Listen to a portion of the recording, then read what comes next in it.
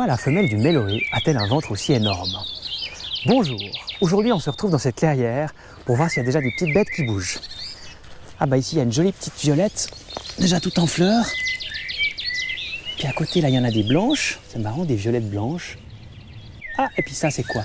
Une belle bestiole, un coléoptère qui a un énorme ventre. Il a des ailes toutes insignifiantes, il ne peut pas voler. Il porte le joli nom de méloé. Attention, sa couleur bleue irisée n'est pas anodine. Au moindre danger, comme d'autres coléoptères, le méloé est capable d'exsuder un liquide toxique à travers ses articulations. C'est un poison extrêmement violent, 4 mg seulement suffirait à tuer un être humain. Autrefois, il paraît que les Romains utilisaient cette substance à très faible dose comme aphrodisiaque. Bon, on va peut-être pas essayer aujourd'hui, hein. Venez, on va plutôt aller regarder si on en trouve d'autres.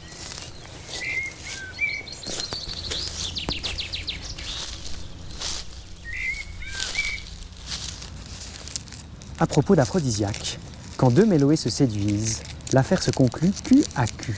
Et madame peut traîner monsieur un certain temps et sur plusieurs mètres. Après ces amours, la femelle de méloé au gros ventre va pondre des milliers et des milliers d'œufs sous terre.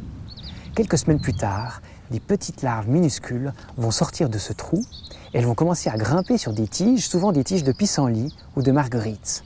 Et là, ces larves jaunes, elles vont se tenir cachées, immobiles, dans la fleur, en attendant qu'il y ait un pollinisateur qui passe. En fait, elles attendent une abeille très particulière, une anthophore. Et quand celle-ci elle arrive pour butiner, et ben hop, la larve de méloé, avec ses crochets, et ben elle va se cramponner à l'abeille, qui va s'envoler et qui va l'emmener jusqu'à son nid. Et à l'instant précis où l'abeille pondra un œuf, et bien la larve de méloé, elle va se laisser tomber dans le trou. Et quand l'abeille aura rebouché sa cellule, la larve de méloé, elle va commencer par dévorer le bébé abeille. Ensuite, elle va dévorer les réserves de pollen. Elle va passer tout l'hiver dans le trou.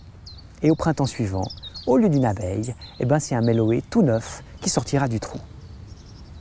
Avec une stratégie de reproduction aussi incertaine, la femelle du méloé doit pondre des milliers et des milliers d'œufs pour que quelques-uns d'entre eux deviennent adultes. Voilà élucidé le mystère du ventre surdimensionné de cet insecte. Voilà, ça se passe près de chez vous. Rendez-vous la semaine prochaine et n'oubliez pas de vous abonner à cette chaîne YouTube.